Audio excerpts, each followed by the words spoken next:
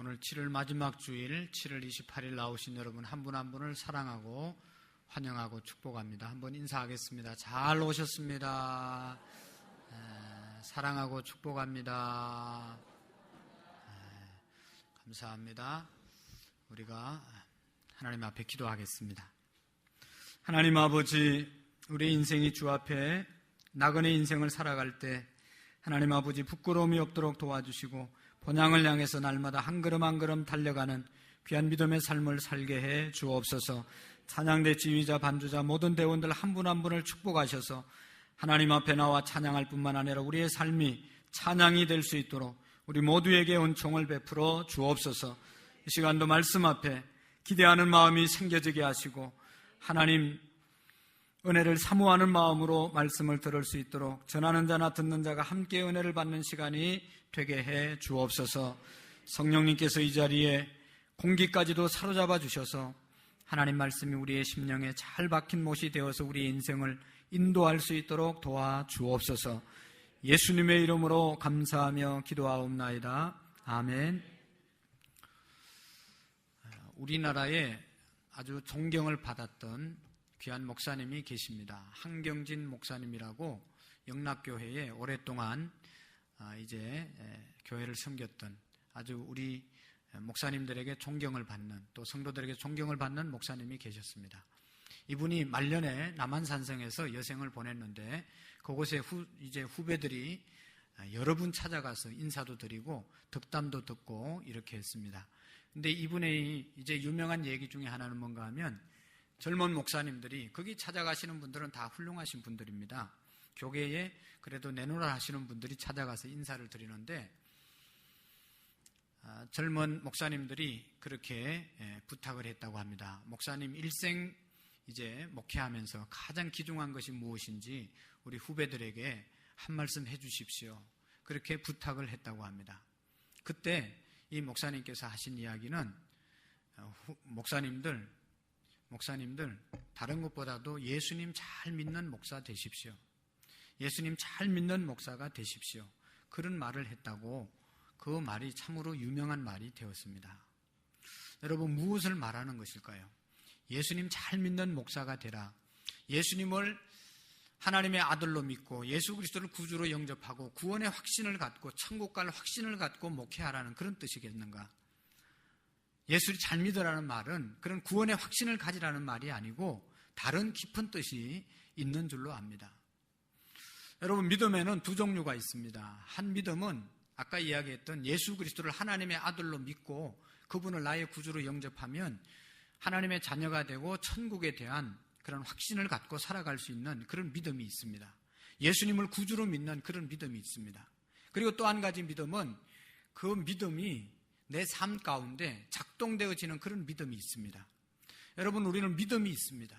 하나님을 믿는 믿음의 사람들입니다. 예수님을 믿는 믿음의 사람들입니다. 그런데 이 믿음이 우리의 삶 속에서 작동되어지는 믿음이 있다는 것입니다. 요한복음 11장에 보면 마르다, 마리아, 나사로 3남매가 사는 그런 가정이 있습니다.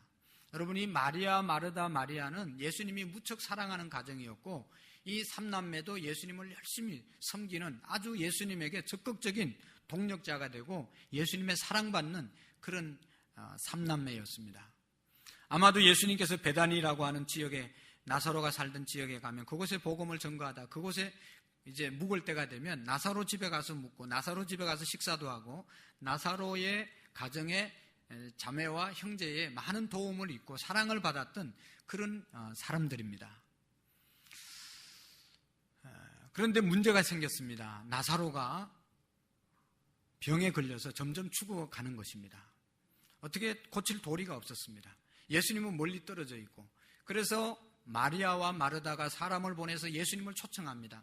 예수님, 우리 오라비 나사로가 지금 병에 걸려서 점점 죽어가고 있습니다. 예수님 와서 빨리 좀 고쳐주십시오. 도움을 요청했습니다. 여러분, 목회를 하다 보면 사도 바울에게도 좋은 동력자들이 많이 있었다고 로마서 16장에 말씀하고 있는데, 또 디모데 전후서에도 말씀을 하고 사도 바울을 도왔던 좋은 동력자들이 있습니다. 브리스길라와 아굴라 같은 부부 동력자도 있었고 그 외에 베베 같은 사람도 있었고 많은 동력자들이 사도 바울을 도와주었습니다. 여러분, 목회를 하다 보면 정말로 귀한 동력자들이 있습니다. 하나님께서 교회마다 동력자들을, 좋은 동력자들을 붙여주셔서 그분들로 하여금 교회를 세워가는 것을 보게 됩니다. 그런데 좋은 동력자들이 어려움을 당해서 목회자에게 도움을 요청하면 목회자는 어떻게 합니까? 금방 달려가가지고 그 좋은 동력자들을 위해서 기도해주고 격려해주고 이렇게 신방해줍니다. 그리고 동력자들에게 실망이 되지 않는 그런 목회자가 되기 위해서 기도도 하고 몸부림치면서 저는 기도하고 노력합니다. 어떤 목회자가 안 그러겠어요? 나를 위해서 기도해주고 나를 위해서 돕고 나를 위해서 협력해주는 분이 있는데 저분들에게 내가 기대에 어긋나서는 안 되겠다, 그런 마음을 가지고 열심히 목회를 합니다. 그런데 예수님께서 이 마르다 마리아의 도움의 요청에도 불구하고 바로 가지 아니하고 며칠도 그곳에서 머물러 계십니다.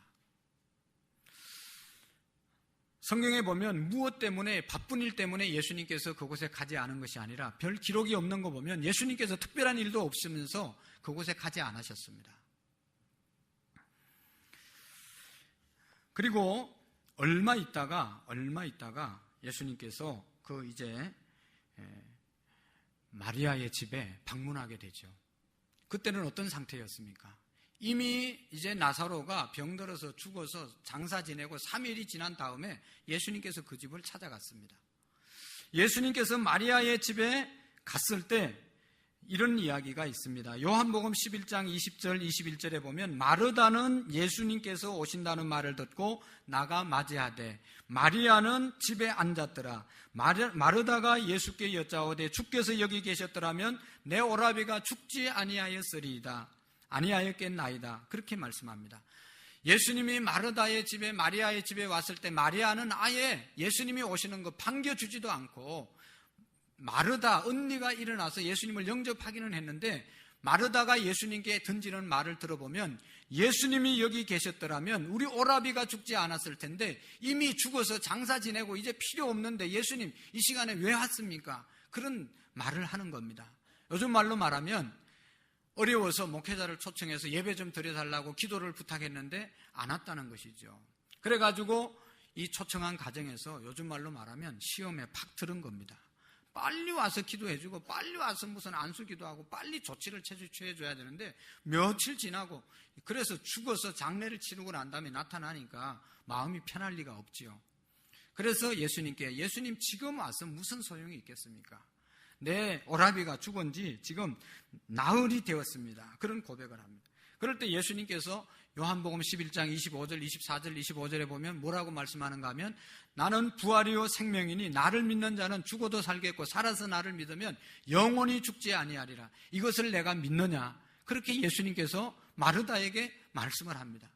여러분, 좋은 마음으로 받아들이면 그냥 이해가 되는 말씀이죠. 오해하면 지금 죽어서 장례를 치르고 났는데 나는 부활이요 생명이니 나를 믿는 자는 죽어도 살겠고 살아서 믿는 자는 영원히 죽지 아니하리라. 이미 죽었으니까 이제는 다른 도리가 없고 이제 나중에 다시 살아날 것이다. 걱정하지 말라. 마르다야 마리아야 힘내라. 뭐 이런 얘기 아니겠습니까? 그러면 그 얘기를 들었던 마리아와 마르다가 얼마나 열받고 더 시험에 빠지지 않겠어요?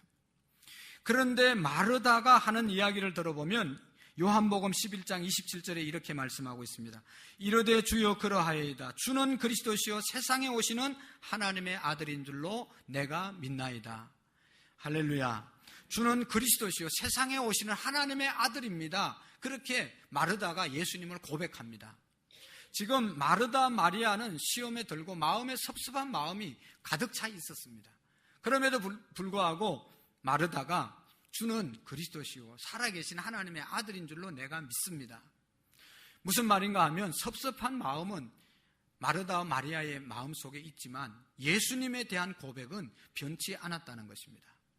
오늘날 우리가 신앙생활하면서 잘못되는 것 중에 하나가 뭔가 하면 신앙 고백은 신앙 고백이고 예수님에 대한 믿음은 예수님에 대한 믿음이고 마음의 섭섭함은 섭섭함으로 남아야 되는데 이 마음에 섭섭한 일들이 생기면 예수님까지 믿음까지도 버리는 사람들이 많이 있다는 것입니다. 여러분, 목회자와 또 교회에 열심히 앞장서서 일하는 사람과 관계를 할 때 속상하는 일들이 생길 수 있습니다. 속상하는 일은 속상한 일이고 예수님을 믿는 건 예수님을 믿는 것으로 끝나야 되는데 목사에게 섭섭함이 있으면 교회에 대한 쓴소리를 하면서 교회를 떠나는 그런 사람들이 허다하지 않습니까? 마르다는 그렇지 않았다는 것이죠. 그런 많은 서운함이 있었는데 예수님에 대한 고백은 분명했습니다. 주는 그리스도시요 세상에 오시는 하나님의 아들이신 줄로 내가 믿나이다. 그렇게 고백을 했다는 것입니다. 이런 신앙의 고백이 예수님의 마음을 감동시켰는지 예수님께서 좋다 마르다를 데리고 무덤으로 갑니다. 그렇게 온전한 신앙의 고백을 했던 마르다를 데리고 나사로 무덤 앞에 이제 가게 됩니다. 그 무덤 앞에 가서 요한복음 11장 38절 39절에 보면 예수님께서 이렇게 또 이야기합니다. 이에 예수께서 다시 속으로 비통히 여기시며 무덤에 가시니 무덤은 굴이라 돌로 막았거늘 예수님께서 이르시되 돌을 옮겨 놓으라 말씀하십니다. 나사로의 무덤 앞에 가서 마르다에게 돌을 좀 옮겨 놓아라. 돌을 옮기라고 말씀합니다. 여러분 그때 놀라운 것은 마르다가 이런 말을 합니다. 39절의 말씀에 보면 그는 죽은 지가 그의 죽은 누이 마르다가 이르되 주여 죽은 지가 나흘이 되었나이다. 벌써 냄새가 납니다. 그렇게 마르다가 이야기합니다. 조금 전에 뭐라고 예수님께 고백했습니까? 예수님은 하나님의 아들입니다. 예수님은 하나님이십니다. 예수님은 능치 못할 일이 없습니다. 그렇게 고백한 그 고백의 메아리가 사라지기도 전에 이제 바로 또 한다는 얘기가 무덤 앞에 딱 서니까 예수님 지금 죽은 지가 나흘이 되었습니다. 이 안에 있는 시신이 송장이 다 썩었을 것 같습니다. 이제는 아무것도 할 수 없습니다. 라는 그런 말을 하고 있는 것입니다. 여러분 신앙의 고백은 입술로는 정확하게 고백했는데 무덤 앞에 서니까 삶의 현장에 가니까 이 믿음이 작동되지 않은 것입니다. 흔들리게 된 것입니다. 여러분 오늘날 우리나라 사람들처럼 신앙을 고백을 많이 하는 사람이 많지 않습니다. 우리는 매일매일 새벽에 나와서 사도신경으로 전능하신 하나님, 우리를 위해서 십자가에 죽으신 예수님, 우리를 늘 인도하시는 성령님, 좋으신 하나님을 날마다 고백합니다. 그런데 우리의 삶의 현장 속에서는 전능하신 하나님을 얼마나 우리가 믿고 의지하고 나를 위해서 십자가에 죽으신 예수 그리스도를 얼마나 신뢰하고 우리를 인도하시는 성령님을 얼마나 신뢰하고 고백하고 믿음으로 살아가느냐 하는 것입니다. 신앙의 고백은 있는데 이 신앙의 고백이 우리의 삶의 현장에서 작동되지 않는 경우가 참으로 많이 있습니다. 오늘날 우리의 신앙이 이율배반적인 그러한 신앙의 모습으로 나갈 때가 있습니다. 일종의 분열점과 같은 정상을 일으키는 성도들이 많이 있습니다. 오랫동안 여러분 사실 한 3년만 교회 다니면 교회 안에서 하는 거 못할 사람이 누가 있겠어요? 3년이 아니라 1년만 제대로 다녀도 기도할 줄 알고 찬송할 줄 알고 거룩하게 이렇게 폼 갖출 줄 압니다. 예배할 때는 어떻게 해야 되는구나 다 빠삭하게 알 수 있습니다. 그런데 중요한 것은 이 아는 것을 우리의 삶 속에서 진실하게 행하지 않을 때가 얼마나 많은지 모릅니다. 교회 와서 예배 드릴 때는 너무너무 익숙해서 할렐루야 아멘 그리고 찬송하고 박수치고 두 손 들고 뜨겁게 눈물도 흘리면서 예배를 드리지만 우리의 삶의 현장에 가서 이 지금 예배 마치고 나갈 때 마음, 나갈 때 하는 말, 나갈 때 하는 행동들이 여기에서 받은 은혜가 묻혀서 행동 속에서 나오느냐 하는 것입니다. 사랑하는 성도 여러분, 예배 때마다 은혜를 받습니까? 부흥회 때마다 은혜를 받습니까? 수련회 때마다 은혜를 받습니까? 은혜를 받았다면 그 은혜가 우리의 학교, 우리의 삶의 현장, 우리의 가정, 나의 삶의 현장으로 함께 나가야 되는 것입니다. 마르다는 방금 주는 그리스도시요 세상에 오시는 하나님의 아들이라고 고백을 했는데 무덤 앞에 서니까 돌을 옮겨 놓으라고 하니까 돌을 옮기지 않았습니다. 주님 죽은 지가 벌써 나흘입니다. 썩어서 냄새가 나고 송장이 다 썩었습니다. 이제 굳이 돌을 옮기려고 합니까? 돌을 옮기지 않았다는 것입니다. 여러분 예수님께서 돌을 옮길 수 있는 능력이 없어서 마르다에게 돌을 옮기라고 했을까요? 예수님께서 죽은 자도 살리려고 살리는 그런 능력이 있는데 돌 옮기는 것이 그렇게 큰 일이라서 마르다에게 그 일을 시켰겠습니까? 여러분 그 마르다에게 돌을 옮기라고 하는 그 말에는 큰 의미가 있는 것입니다. 삶의 현장에서 우리가 믿는 사람으로서 믿음의 행동을 하라는 것입니다. 돌을 옮기는 것은 우리가 해야 할 일이고 죽은 자를 살리는 것은 예수 그리스도가 해야 할 일인 것입니다. 우리가 믿는 것은 내가 믿지만 또 믿음의 행동을 내가 일으킬 때 하나님께서 역사해 주신다는 것입니다. 우리가 믿음을 가지고 삶의 현장에서 마땅히 그렇게 행하라는 것입니다. 찬송가 442장에 보면 이런 찬송이 있습니다. 밤 깊도록 동산 아래 주와 함께 있으려 하나 괴로운 세상 할 일 많아 날 가라 명하시니 주님 나와 동행하면서 나를 친구 삼으셨네. 우리 서로 받은 그 기쁨을 알 사람이 없도다. 다시 말하면 밤새도록 동산 안에서 주님과 함께 거하고 싶지만 우리 주님께서는 뭐라고 말씀합니까? 죄 많은 세상으로, 할 일 많은 세상으로, 문제 많은 세상으로, 어려운 세상으로 너희들이 가라는 것입니다.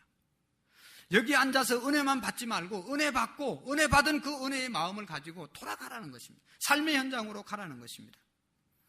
여러분, 우리는 주는 그리스도시요 살아계신 하나님의 아들이라고 고백하는 고백이 최종의 목적이 아닙니다.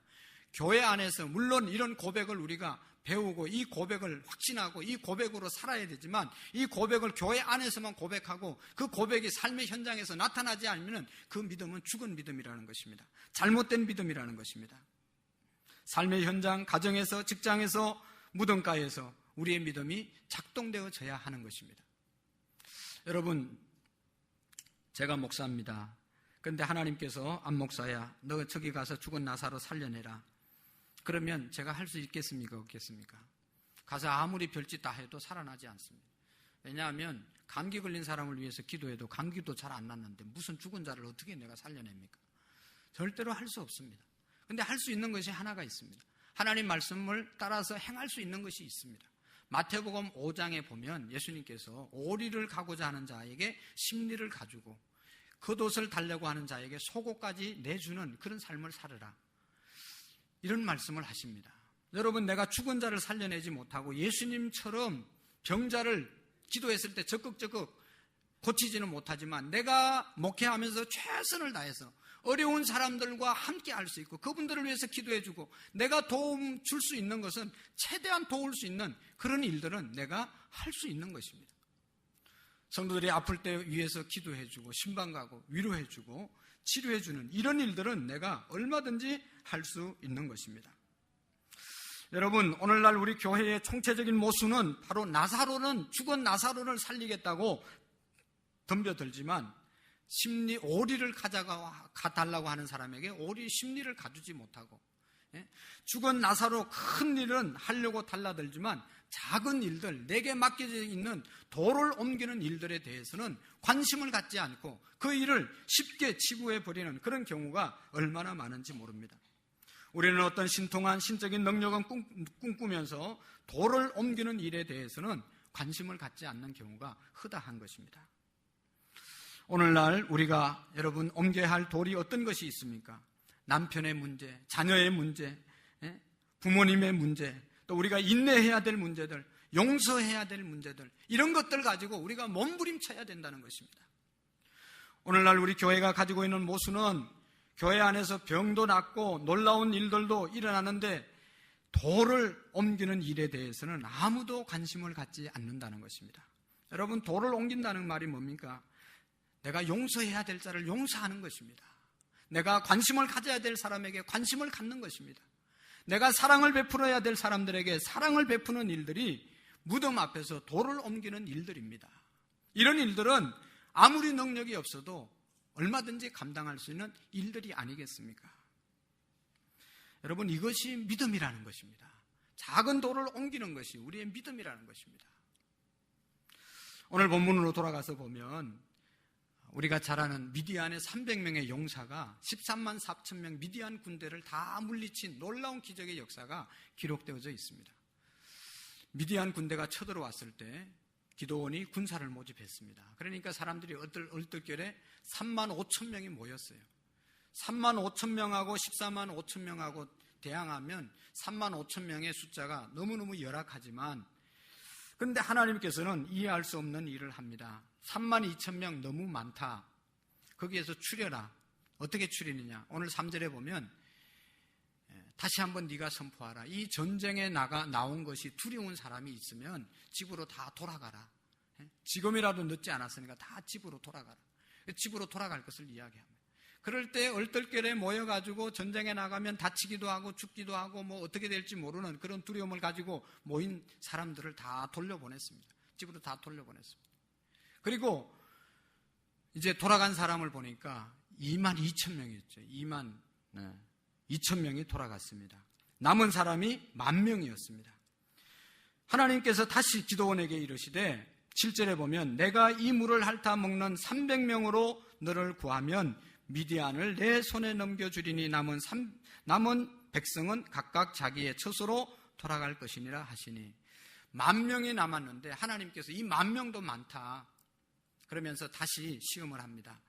골짜기로 데려가서 물을 마시게 하고 물 마시는 모습 중에서 그냥 아무 생각 없이 이 입을 물에 대고 막 들이키는 사람은 다 돌려보내고 물을 떠서 주변을 살피면서 홀짝홀짝 마시는 사람은 선택해라.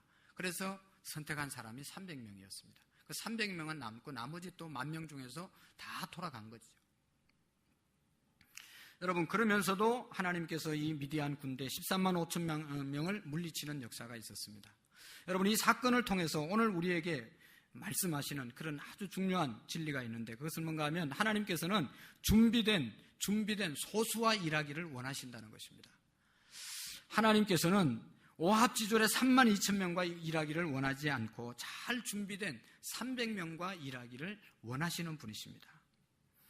여러분, 얼마나 치열한 경쟁률인가. 32,000명 중에 300명을 하나님이 선택했습니다. 근데 놀라운 것은요, 이 300명을 데리고 전쟁을 하는데 어떻게 전쟁을 했는가 하면 정말로 어처구니 없이 전쟁을 하죠. 이 300명 정의의 부대가 남았는데 이 사람들에게 이렇게 말씀합니다. 한쪽 손에는 나팔을 들고 또 한쪽 손에는 항아리와 횃불을 들고 전쟁터에 나가라. 전쟁터에 나가서 결정적인 순간에 항아리를 깨트리고 나팔을 불고 외치라. 기드온의 칼이다. 하나님의 칼이다. 이렇게 소리를 치라고 말합니다. 여러분, 32,000명 중에 남았던 300명이 고작 한다는 일이 그냥 항아리 깨트리고 소리 지르고 나팔 부는 거예요. 우리가 생각하면 도저히 이해할 수 없는 겁니다. 그 많은 사람들 중에 다 돌려보내고 그 정의의 부대 300명을 데리고 이런 시답잖은 일을 시키겠는가 하는 것이죠. 아니, 이 일을 시키려고 300명을 남게 했나? 하나님이 돌았나? 이렇게 쉬운 일을 왜 하나님이 시켰을까? 이렇게 생각할 수 있어요. 그래도 여러분, 그 32,000명 중에 300명을 남기고 그런 하찮은 일을 하더라도 하나님께서는 아무리 하찮은 일이라도 준비되지 않은 사람은 하나님이 쓰시지 않는다는 것입니다. 하나님의 본심을 우리가 깨달을 수 있는데 비록 항아리를 깨트리는 것과 사소한 일일지라도 횃불을 들고 소리를 지르는 단순한 일일지 모르지만 하나님께서 원하시는 사람들은, 하나님이 쓰시는 사람들은 준비된 사람들을 쓰신다는 것을 우리에게 말씀해주고 있는 것입니다. 그래서 여러분, 정말로 성숙한 그리스도인들은 작은 것에, 내게 맡겨져 있는 작은 것에 헌신할 줄 아는 사람이 성숙한 그리스도인들입니다. 자기 일에 작은 일이라도 충성할 줄 아는 사람이 성숙한 그리스도인인 것입니다. 그 일에 헌신하는 사람을 하나님께서 쓰시는 것입니다. 여러분, 교회 안에 여러 가지 사역들이 있습니다. 누구나 할 수 있는 일들이 참으로 많이 있습니다. 그리고 사실 성가대나 교사나 이런 또 이 복잡한 일들도 있죠. 우리가 공부하고 소질이 없으면 못하는 일도 있어요. 달란트가 없으면 못하는 일도 많이 있습니다. 그러나 내가 마음만 먹으면 할 수 있는 일들도 많이 있습니다. 예를 들어서 주차 안내하는 것들, 여러분, 얼마나 이것도 쉬운 일이지만 힘든 일이에요. 한겨울에 또 한여름에 덥고 추운 거 다 이기면서 하지 않습니까? 성경학교를 하면 학생들을 식사를 대접하고 또 이렇게 섬겨주는 일들, 간식을 사다 주고 대접하는 일들을 누구나 할 수 있는 일입니다. 이게 큰 일은 아니에요, 사실. 그렇지만 여러분, 이런 작은 일들을 통해서 이런 작은 돌을 옮겨 놓을 때 교회가 세워지는 것입니다. 나는 말이지, 내가 이렇게 어느 곳에서 성경 공부도 이만큼 하고 신앙의 연조도 이만큼 되고 했기 때문에 나는 시시한 일은 안 해. 다른 사람이 못하는 일 해. 이런 사람들이 우리 교회는 없어서 너무너무 감사해요. 우리는 다 어떤 일이든지 감사함으로 감당하게 되는 것을 볼 수 있습니다. 여러분, 묵묵히 교회에 와서 횃불과 항아리를 들고 외치는 사람들처럼 보잘것없는 일을 하는 것 같아도 교회 구석구석에 이런 사람들이 있어야 하나님의 역사가 이 땅 가운데 이루어지게 되는 것입니다. 작은 일, 보잘것없는 일, 남들에게 하찮게 생각하는 일들을 온 정성과 성의를 가지고 섬길 때 하나님께서는 이런 분들을 사용하신다는 것을 기도원의 300명의 용사를 통해서 알려주고 있는 것입니다. 여러분, 다윗이 골리앗을 물리치고 다윗이 이스라엘 백성을 골리앗 손에서 구원했습니다.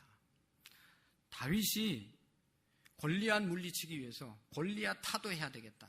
그리고 막 골리앗을 물리치기 위해서 막 연습하고 막 훈련하고 그런 삶을 살지 않았습니다. 자기 아버지 양떼를 양 한 마리 한 마리를 생명을 바쳐서 그 양을 돌봤습니다. 그러다 양을 물어가는 어떤 사자나 짐승이 나타나면 물맷돌을 돌려서 그걸 맞춰가지고 양을 구원하는 겁니다. 그런 훈련을 수십 년 동안 다윗이 하다 보니까 골리앗도 무너뜨리고 이스라엘 백성들을 골리앗 손에서 구원하게 된 줄로 믿습니다. 사랑하는 성도 여러분, 저도 목회를 하면서 제가 부족하지만 최대한으로 교회를 또 목회에 충실하려고 애쓰고 있습니다. 어젯밤에도 우리 소년부 학생들이 교회에서 자면서 수련 성경학교를 했습니다. 우리 선생님들이 잘 하고 있지만 저도 함께 교회에서 제 방에서 함께 잤습니다. 이것뿐만 아니라 여러분, 목사에게 맡겨진 일에 최선을 다하고 사업가가 사업 현장에서 최선을 다하시고 직장 생활하시는 분들이 직장에서 최선을 다하는 삶, 이것이 주님께서 기뻐하시고 주님이 쓰시는 삶이라는 것을 말씀을 드리는 겁니다. 여러분, 특별히 전업주부들, 우리의 삶 시간을 최선을 다해서 활용할 수 있기를 바랍니다. 자녀를 위해서 중보기도 하는 일, 남편을 위해서 중보하는 일뿐만 아니라 반찬 하나를 만들더라도 집에서 세탁을 하고 집안을 청소하는 일 하나라도 사명감을 가지고 일할 수 있기를 바랍니다. 내 가정을 청소하는 것이 이 땅을 청소하는 것이다. 내가 이 음식 하나 만드는 것이 우리의 가족들의 건강을 지키는 것이고, 그런 마음으로 정성을 다해서 우리가 요리를 하고 가정을 섬겨야 될 줄로 믿습니다. 여러분, 하루를 살아도 한 시간을 사시더라도 헛되이 보내지 않기를 바랍니다. 이것이 바로 이 횃불을 들고 항아리를 깨트리면서 소리를 외쳤던 이 300명의 용사가 했던 보잘것없는 일 같지만 이런 일들을 통해서 이 사회가 하나님의 나라로 세워지게 되는 것입니다. 그리고 두 번째로 오늘 본문을 통해서 우리에게 말씀하시는 하나님의 메시지는 좌절하지 않는 사람들을 통해서 하나님의 역사를 이 땅 가운데 이루어 가시는 것입니다. 좌절할 일이 많이 있어도 하나님 의지하고 다시 일어나는 사람을 통해서 하나님의 역사를 이루어 가시는 것입니다. 여러분, 하나님께서 사람을 선택하는데 심사의 기준이 있습니다. 요즘 대학교는 옛날하고 달라가지고 학교마다 그 학교가 원하는 방향이 다 있습니다. 어떤 학교는 영어를 중점적으로 보고, 어떤 학교는 수학을, 어떤 학교는 또 다른 부분을. 그러니까 그 학교가 원하는 대로 준비해서 가야만 그 학교에 입학할 수 있는 그런 제도로 바뀌었지 않습니까? 하나님께서도 마찬가지입니다. 하나님이 우리를 쓰시는데, 하나님이 우리를 붙드는데 조건이 있는데, 그 조건이 뭔가 하면 어떤 상황 속에서도 좌절하지 않는 사람을 하나님이 쓰신다는 것입니다.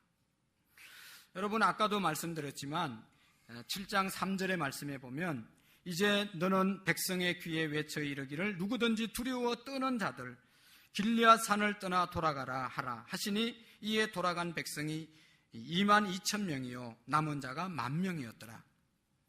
수많은 사람들 가운데 어떤 자를 하나님이 쓰셨는가? 두려워하는 자들은 다 돌려보내고 담대한 사람을 하나님이 쓰셨다는 것입니다. 여러분, 하나님께서 적군의 수가 아군의 수보다 훨씬 많은 절망적인 상황 속에서도 떨지 아니하고 하나님이 우리를 사용하셔서 저 많은 군대를 하나님께서 물리치실 것이다, 이 사실을 믿고 모인 사람들을 하나님이 쓰셨다는 것입니다. 여러분, 하나님의 선발 기준에 탈락한 사람들이 있습니다. 그 사람들은 상황은 이 두려운 사람들이 탈락이 됐고, 반면에 상황이 아무리 어렵지만 하나님이 우리의 주님이시다, 우리는 하나님의 백성이다, 하나님이 우리의 보호자 되신다, 우리는 이렇게 무너지지 않는다, 하나님이 우리와 함께 하니까 우리가 이길 수 있다, 그 믿음 가지고 있는 사람들은 하나님께서 그들을 통해서 역사를 이루어 갔다는 것입니다. 여러분, 이것이 하나님의 자녀의 합당한, 믿음의 자녀의 합당한 믿음이고 하나님의 선택의 기준이라는 것입니다. 여러분, 이 자리에 지금 와서 예배를 드리면서도 주님을 열심히 찬양하면서도 우리의 마음속에 불신앙이 가득 차지 않습니까? 우리의 자녀의 미래가 어떻게 될까? 우리의 사업이 어떻게 될까? 내 건강이 어떻게 될까? 염려하고 걱정하고 앉아있는 사람들 많지 않습니까? 하나님께서 이런 사람들을 기뻐하지 않는다는 것입니다. 내 현실은 지금 병들어 있고 내 현실은 지금 우리의 자녀들의 앞길이 암울하지만 하나님이 함께 하시고 하나님이 우리의 보호자 되기 때문에 우리의 자녀도, 우리의 직장도, 우리의 사업도 하나님이 책임져 주실 것이다, 이 믿음 가지고 나가는 사람을 하나님이 쓰신다는 것입니다. 민수기 14장 말씀을 몇 주 전에 말씀을 드렸는데, 여러분, 가나안 땅을 정탐하고 돌아온 사람들의 보고를 듣고 10명의 보고는 우리는 그 사람들에 비하면 메뚜기와 같다, 도저히 이게 게임이 안 된다, 전쟁이 안 된다, 우리가 여기서 차라리 죽는 게 낫다, 그렇게 말했습니다. 그래서 원망하고 불평하는 이스라엘 백성들을 향해서 하나님께서 너무 화가 나가지고, 그래, 너희들이 말하는 대로 내가 듣고 너희들이 말하는 대로 내가 보응해 주리라, 그대로 하리라고 말씀합니다. 그때 여러분, 그래서 메뚜기와 같고 우리는 그 땅을 점령할 수 없고 그 땅을 차지할 수 없다고 부정적인 얘기를 하고 불평을 하고 거기에 동조한 사람들은 다 죽임을 당하지 않습니까? 근데 여호수아와 갈렙은 그 땅의 백성들이 현실이 어렵고 힘들지만, 그들이 장대하지만 우리는 그들에 비하면 메뚜기와 같지만 그들에게는 보호자가 없고 그들을 도와주는 사람이 없고 우리는 보호자 여호와 하나님이 있기 때문에 그 땅을 우리가 차지할 수 있을 것이다, 믿음으로 나가면 하나님께서 그 땅을 우리에게 주실 것이다, 그런 믿음을 가지고 나아갔기 때문에 믿음대로 그들이 고백한 대로 하나님께서 여호수아와 갈렙 그리고 출애굽 2세들은 가나안 땅에 들어가게 된 것입니다. 사랑하는 성도 여러분, 우리의 주변을 둘러보면 부정적인 말을 입에 달고 사는 사람치고 잘된 사람을 본 적이 없습니다. 늘 안 된다고, 늘 힘들다고, 늘 어렵다고, 늘 죽겠다고 말하는 사람은 정말로 힘들게 살아가는 거예요. 아무리 우리의 현실이 어렵고 힘들어도 하나님이 도와주고 하나님께 기도하면 상황은 변하지 않지만 상황을 대처할 수 있는 능력과 안목을 우리에게 주신다. 그래서 하나님 앞에 기도하고 현실의 정면에서 달려드는 사람을 하나님께서 쓰신다는 것입니다. 이길 수 있다고 했으니, 그들의 밥이라고 했으니 그들을 밥으로 하나님께서 그들에게 주신 것입니다. 담대하게 나가는 사람 하나님께서 쓰신다는 교훈입니다. 그 다음에 세 번째로 하나님께서 300명을 통해서 미디안 군대 14만 5천 명을 물리쳤던 이유 중에 하나는 하나님께서는 겸손의 능력을 아는 사람을 들어 쓰십니다. 하나님은 겸손한 것이 얼마나 중요한지를 아는 사람들을 통해서 하나님의 역사를 이루어 가시는 것입니다. 여러분, 하나님께서 이스라엘 백성들에게 3만 2천 명의 수가 많다고 말씀하셨을 때 우리의 관점으로 3만 2천 명과 14만 5천 명 비교하면 말도 안 되는 적은 숫자지만 3만 2천 명이 많다고 하나님께서는 돌려보내라고 말씀하시고 결국에는 300명만 남기고 300명이 13만 5천 명을 대항해서 이기게 만들어졌습니다. 그 이유는 다른 데 있지 아니하고, 여러분, 만약에 3만 2천 명과 13만 5천 명이 싸워서 3만 2천 명이 이겼다고 하면 그렇게 말할 수 있습니다. 야, 우리가 작전을 정말로 잘 짰다. 이 사사기, 이 기도원의 리더십이 너무너무 좋다, 훌륭하다. 참 우리가 그래도 해냈지. 우리가 해냈지. 그러면서 자기들을 드러낼 가능성이 아직도 여지가 남아 있었다는 겁니다. 근데 300명하고 14만 5천 명하고 싸우면 이거는 정말로 게임이 되지 않는 것이죠. 그런 상황을 만들어 놓고 하나님께서 역사하신 것입니다. 여러분, 오늘날도 마찬가지라는 거예요. 하나님이 우리가 열심히 기도하고 열심히 노력하고 애쓰고 수고하는데도 해결되지 않는 부분들이 분명히 있습니다. 왜 그럴까? 오래전에 제가 가깝게 섬기던 대만에 있는 선교사님이 한 분 계시는데, 그분이 이제 선교하다 보니까 얼마나 어렵겠어요. 그래서 40일 금식 기도를 하셨습니다. 그리고 신학교를 했는데 그게 같이 공부하는 학생들과 함께 40일 금식 기도를 드렸습니다. 그리고 이제 뭔가 끝났으니까 하나님의 응답이 있을 것이다. 중국의 선교의 문도 열리고 많은 후원자들이 생겨지게 될 것이다. 기도 제목을 가지고 조목조목 기도했는데 이제 이루어질 것을 기대하고 기다렸는데 40일 금식 기도 끝나도 아무런 역사가, 아무런 변화가 일어나지 않았다는 것입니다. 여러분, 일반적인 사람들은 얼마나 실망스럽겠어요. 우리가 40일 동안 이렇게 부르짖었는데 하나님이 아무것도 해결해 준 것이 없고 이게 너무하지 않냐, 원망하고 불평했을 텐데, 이 목사님 돌아오셔서 간증하는 요지는 그런 겁니다. 우리가 40일 금식 기도해도 아무런 환경이 변하지 않았습니다. 그럼에도 불구하고 우리는 감사했습니다. 하나님을 더욱 의지하게 되었고, 우리의 힘으로 기도한다고 되는 것이 아니고 우리가 애쓴다고 되는 것이 아니라 하나님이 도와주셔야만 된다. 우리는 열심히 기도할 뿐이고 하나님의 도움을 납작 엎드려서 하나님의 도움을 구하는 그 겸손한 믿음을 우리가 배웠습니다. 하나님은 그것을 기대하십니다. 그런 고백을 하는 것을 들을 수가 있었습니다. 사랑하는 성도 여러분, 우리는 고요한 바다를 순항하는 인생을 살기를 원합니다. 그러나 주님은 때때로 우리를 폭풍우 가운데로 이끌어 가시기를 원하실 때도 있습니다. 그때 우리가 온전히 주님만 의지하는, 주님의 은혜를 구하는 그런 믿음을 우리가 갖기를 원합니다.